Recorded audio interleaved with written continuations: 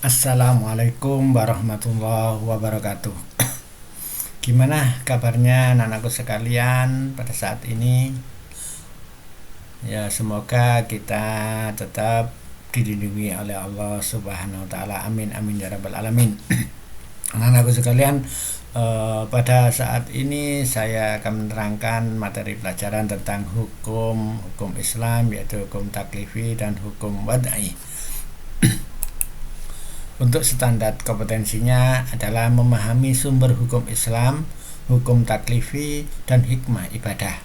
Untuk kompetensi dasarnya adalah menyebutkan pengertian, kedudukan, dan fungsi Al-Quran, hadis, dan ijtihad sebagai sumber hukum Islam, menjelaskan pengertian, kedudukan, dan fungsi hukum taklifi dalam hukum Islam, menerapkan ibadah sesuai petunjuk agama dalam kehidupan sehari-hari, terus menerapkan hukum taklifi dalam kehidupan sehari-hari.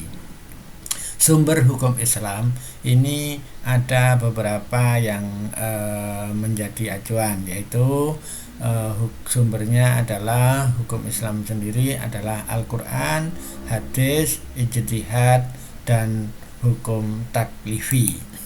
Untuk hukum Islam artinya adalah perangkat peraturan tentang tingkah laku manusia yang diakui oleh sekelompok masyarakat, yang disusun oleh orang yang diberi kewenangan dan berlaku mengikat bagi anggotanya. Hukum Islam berarti kesepakatan peraturan yang berdasarkan wahyu Allah Subhanahu wa taala dan sunnah Rasulullah SAW yang mengatur tentang tingkah laku manusia, yang dibebankan kepada setiap mukallaf dan mengikat semua orang yang beragama Islam. Untuk sumber hukum dalam Islam ada yang disepakati atau muttafaq para ulama, dan ada yang diperselisihkan, mukhtalaf.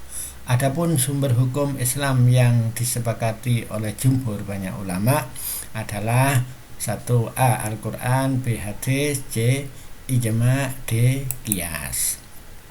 Al-Quran sekarang. Menurut bahasa, Al-Quran berarti bacaan. Ini berasal dari kata qira'ah. Menurut istilah, Al-Quran ialah kumpulan wahyu Allah Subhanahu wa taala yang diturunkan kepada Nabi Muhammad SAW dengan perantaraan malaikat Jibril, yang dihimpun dalam sebuah kitab suci untuk menjadi pedoman hidup bagi manusia yang membacanya, termasuk ibadah. Al-Quran merupakan sumber hukum Islam yang pertama dan utama, sebagaimana yang difirmankan oleh Allah surat An-Nisa ayat 59. Ya ayyuhalladzina amanu atiullaha wa atiur rasul wa ulil amri minkum. Ini yang artinya, hai orang-orang yang beriman, taatilah Allah dan taatilah Rasulnya serta ulil amri di antaranya. Ini adalah An-Nisa ayat 59. Sebagai sumber hukum Islam, Al-Quran mengandung 3 pokok pengetahuan hukum yang mengatur tentang kehidupan umat manusia, yaitu 1. Hukum yang berkaitan dengan akidah, yaitu ketetapan tentang wajib beriman kepada Allah, malaikat, kitab-kitabnya, para rasulnya, hari akhir, dan takdir. Untuk 2, tuntunan yang berkaitan dengan akhlak atau budi pekerti, yaitu ajaran agama seorang muslim memiliki sifat mulia, menjauhi sifat tercela. Yang nomor 3, hukum yang berkaitan dengan amal perbuatan manusia yang terdiri dari ucapan, perbuatan, perjanjian, dan lain-lain. Sekarang masuk pada hukum yang kedua, al-hadis. Hadis menurut bahasa artinya perkataan. Menurut istilah, hadis ialah segala sesuatu yang didasarkan kepada Nabi Muhammad SAW, baik berupa perkataan, perbuatan, atau ketetapan atau takrir Nabi Muhammad SAW. Kualitas hadis ini ada kualitasnya. Yang A, hadis maqbul dapat diterima sebagai pedoman yang mencakup hadis sahih dan hadis hasan. Yang B, hadis mardud tidak dapat diterima sebagai pedoman yang mencakup hadis dhaif atau hadis lemah, dan hadis maudhu atau hadis palsu.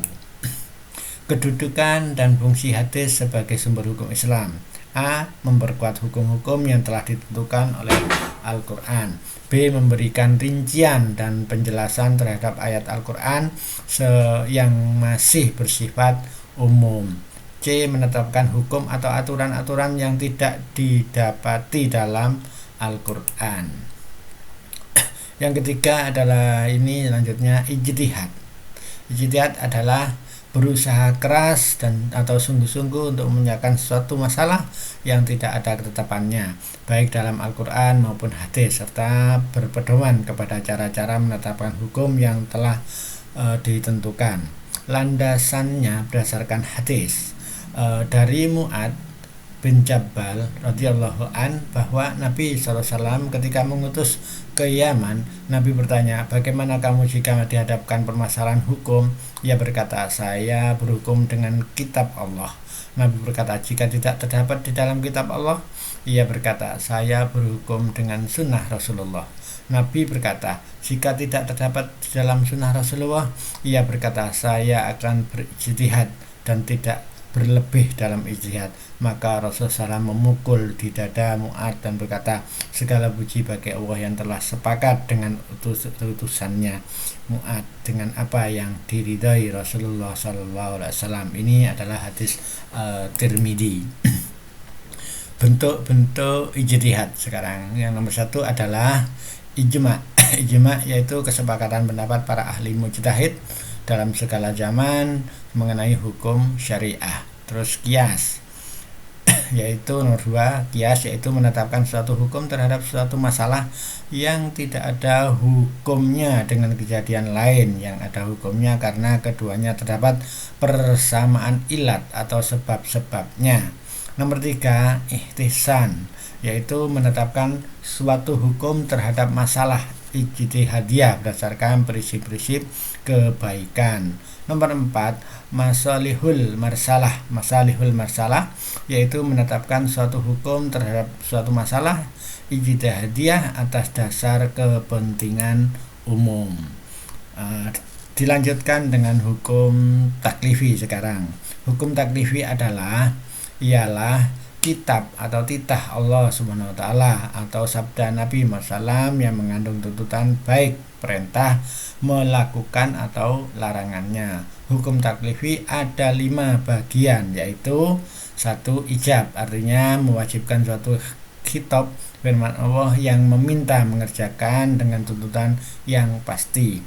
2, nadab, anjuran, artinya menganjurkan atau khitab yang mengandung perintah yang tidak wajib dituruti.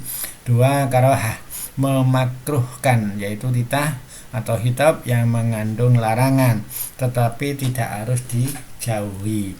4, ibahah, membolehkan, yaitu titah kitab yang membolehkan satu untuk diperbuat atau ditinggalkan.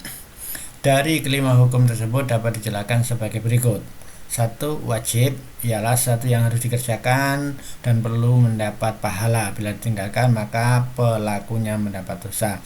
Adapun macam-macam wajib adalah wajib syar'i, wajib akli, wajib aini, wajib hifayah, wajib muayyanah, wajib akli nazari. Dan 2, hukum haram, yaitu satu yang apabila dilakukan pelakunya mendapat dosa, bila ditinggalkan pelakunya mendapat pahala. Macam haram li dzatihi dan haram li ghairihi atau aridi.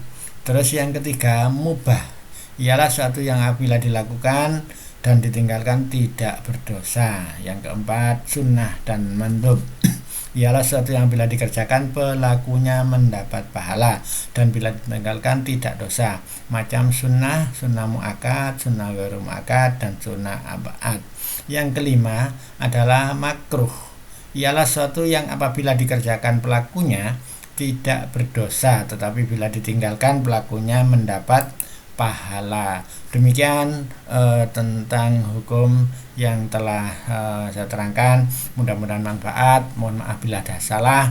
Kami mengucapkan terima kasih. Dan saya akhiri.